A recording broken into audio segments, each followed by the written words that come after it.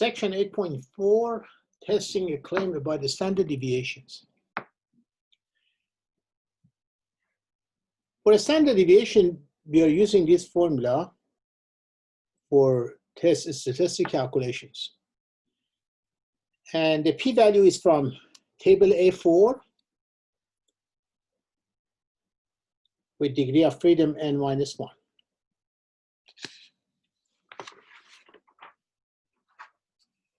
Based on DF, standard deviation curve varies. Like here you see DF is 10 and is taller than DF equal 20. However, DF equal 20 is wider. And you understand that curve for standard deviation is not symmetric.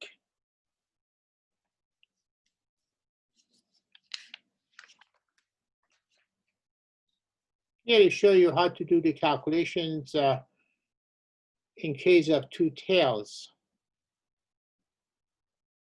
If n is 10 and there are two tails, remember tails, in case of two tails, both areas are still equal. However, it doesn't look equal, but they are equal.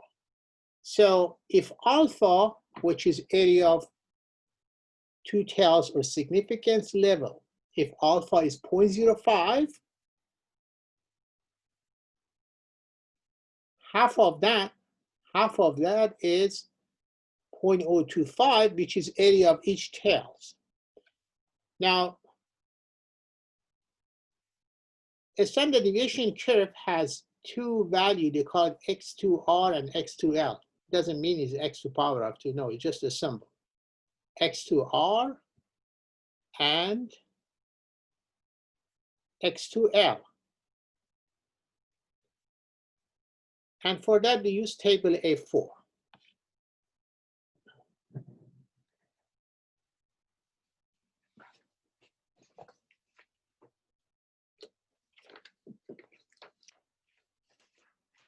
Table A4, which is chi-square distributions. On the left, you see degree of freedom. What is on the right is area to the right of critical values. Means you have to find area to the right of this point. For instance, if I want to find x2r, what these 2 points are critical points. What is the area to the right of this? Means this area. What is this area? It's 0.025. So here, and n is 10, so df is 9.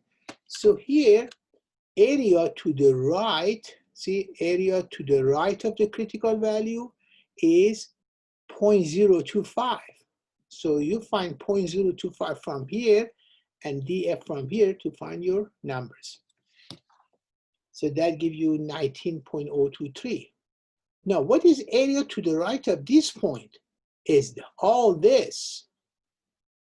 How do I find all this? 1, because the total area under each curve, is always 1. If you subtract 0.025 from 1, that would be this area, which is 0.975. So what is area to the right of this is everything here, all this area, which is 1 minus 0.025. And that is 0.975, which you have that also here. So that's how we find these two critical points.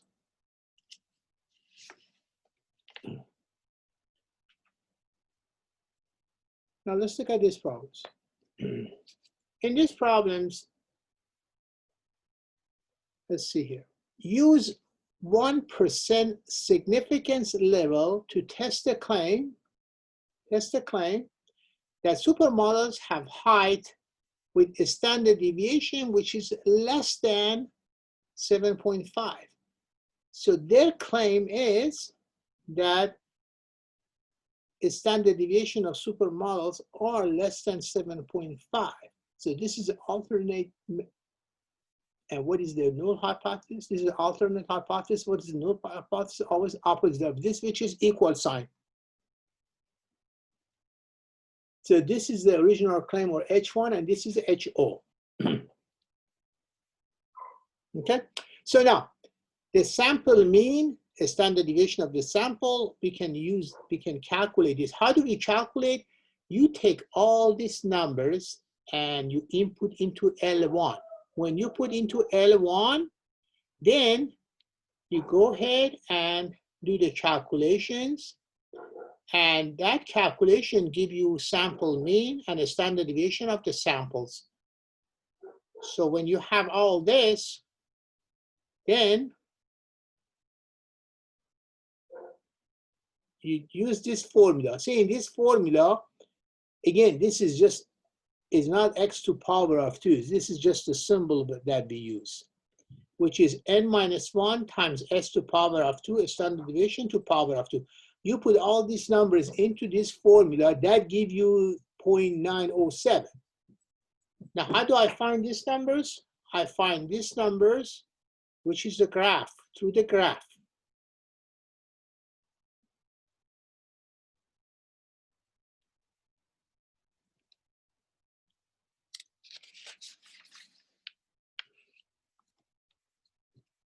So when you go to table A4, to the table A4, what is area to the right? What is all this area? The critical point is this, 5.229, right? How do you find it? What is area to the right of this? Or what is all this? It's 1 minus 0.01, which is 0.99. So you find these numbers through the calculator, the table A4 on the top. DF is n minus 1, n is 16, DF is 15. That gives you these numbers. Then again, you compare these two together, right? Where does this fall? It falls into the critical area because it's 0.9 is less. You know, a standard deviation always starts from 0. It doesn't have a negative number. It always start from 0 somewhere. So it goes from 0 and number increase positively to the right. It's not like the other curve, like Z curve, that on the right is positive, on the left is negative. This one is always a start from 0 and increase to the right. So in that case, 0.9, which is close to 1, is somewhere here. Obviously, it's less than 5.2. So we fall into critical zone. And they have all this in these pictures. Now, again, in these problems, what we did, they didn't say anything about whether the function is normal distributed or not, because the number of, the condition is always n greater than 30, right? But n is not 30, it's 16. And it doesn't say anywhere in the problem that population is normally distributed, right? So in that case, we are using quantile plot again. What it is, you take a stat edit, you take all these numbers, and input those into L1. Let me see if I have it in L1. I think I did it in a different one.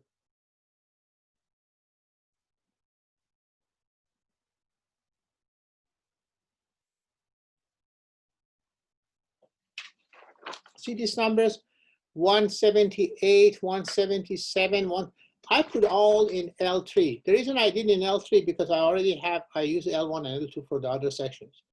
You could either do that or just use L1. See, I put all those numbers here, okay?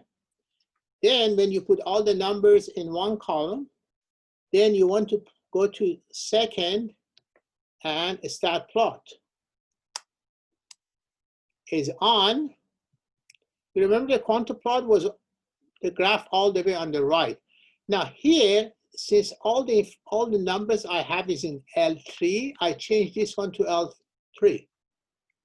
See, I have L1 here. I need to change this L1 in L3. Why? Because my numbers is in L3. If yours is already in L1, then you could use this. So I changed that to L3. Second L3. See, I changed it to L3. Now you need to graph it.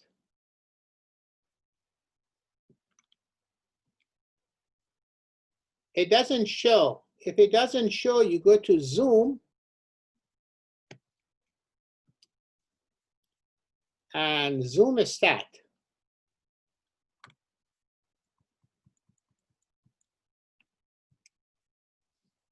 See?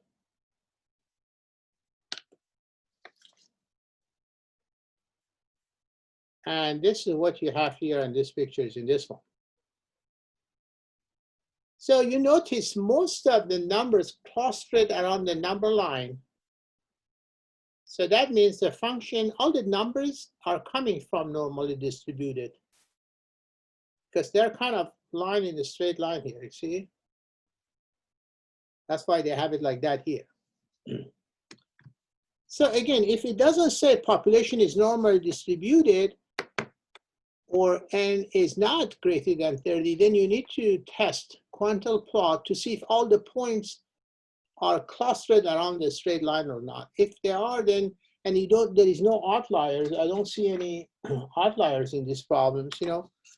All the numbers are 178, 180. There is no like 500, 400, or 80 or 90. There is no outliers. So if there is no outliers and you input the information on quantile plot and you come up with something like that, then you assume that numbers are coming from population which are normally distributed, that allow you to use the formula. This is how to do the standard deviation for the calculations, for the purpose of calculation, okay? Now we also have the confidence. If we ask you to find the range or confidence interval, this is a formula for confidence interval. I don't know why it's not very clear here, see?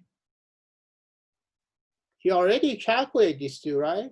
X2R and X2L, you just put it here.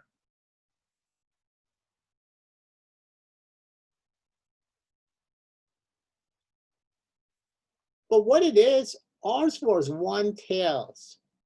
But if you want to use the confidence interval, you need to calculate both of this, okay? See? So in that case, you have to use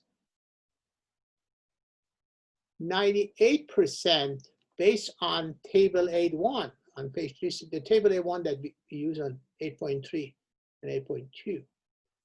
So based on that, if significance level is 0.05 and you have one tail, then the confidence interval is 98%. When the confidence interval is 98%, then you can calculate X2L and X2R. I'll show it here to you.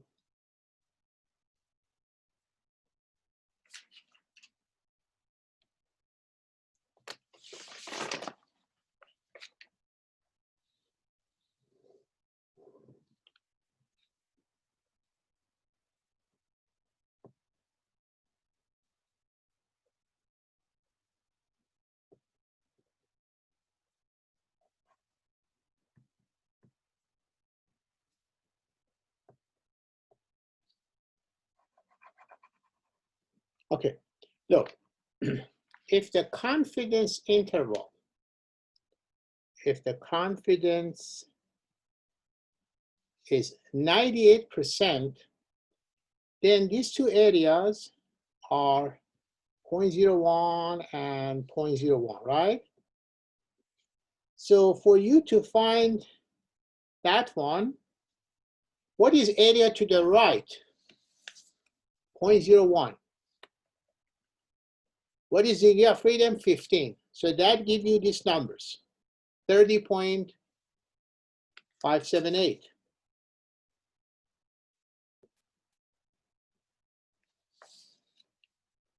Now, if you want to find this one, which is that, What is area to the right of this? What is this area?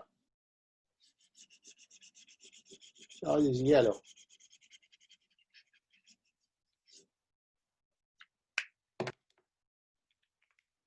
Is 1 minus what? 1 minus this area, 1.01, which is 0.99, right? So area to the right of this is 0.99. So that's why here, if you go with 0.99 and degree of freedom 15, that gives you 5.229.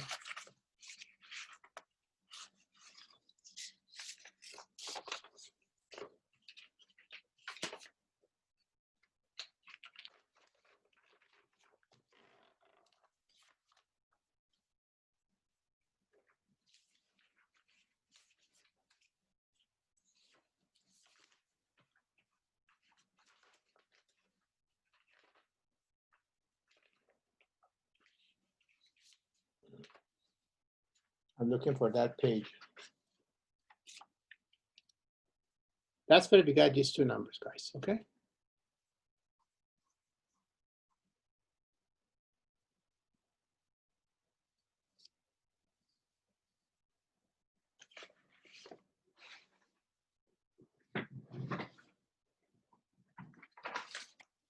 So again, remember here they are saying that we should be careful to select the correct confidence level because the hypothesis test is left tail and significance level is 0.1. We should use the confidence level of 98%. See this table 8.1? If you have significance level is 0.01, and it was one tail test, right? Because it was left. Then you're using 98%. That's where that 98% comes from.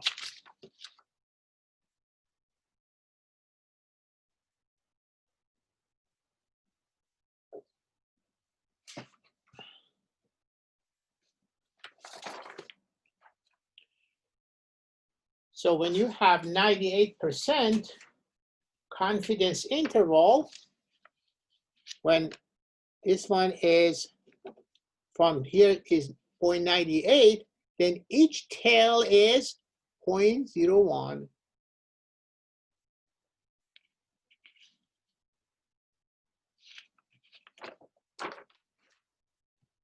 Okay. And this is another example that here it said,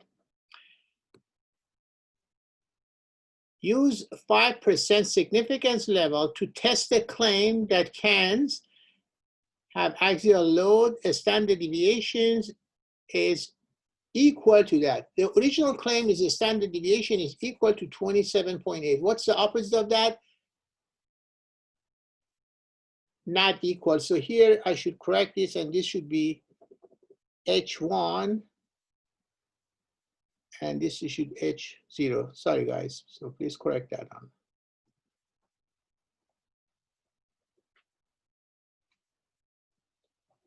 Because HO always take the equality sign. And then again, this is two tails because alpha is 0.05.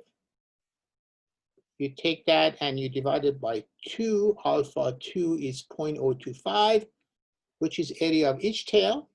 What is X2R and X2L? You calculate that because you have DF. DF is 20 minus 1 is 19. I showed on these tables, area to the right. So area to the right of the first one is 0.025. The second one, what's the area to the right of the second one is all the way here, all this yellow. This is the area to the right of this X2L. Area to the right of X2L is 1 minus that, which is 0.095. That is this one, 0.975. Our numbers, 8.5 fall into the critical area. Then we reject HO.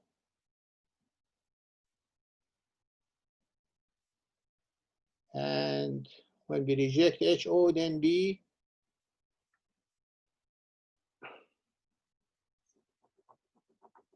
and reject, I'm sorry here, reject the original claim.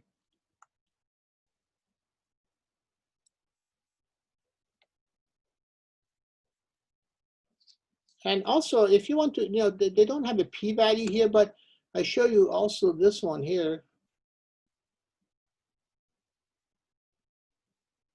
that this is, you use the second bars X2 CDF. In that case, you put zero, always zero, because, you know, the X2 always start from zero. This is a number you take from here and you put it here, DF. And that give you 0.019. Multiply by 2, because it's two tails. For two tails, you always multiply by 2. This number is less than 0.05. So we reject HO. Okay. All right. So that would be end of 8.4.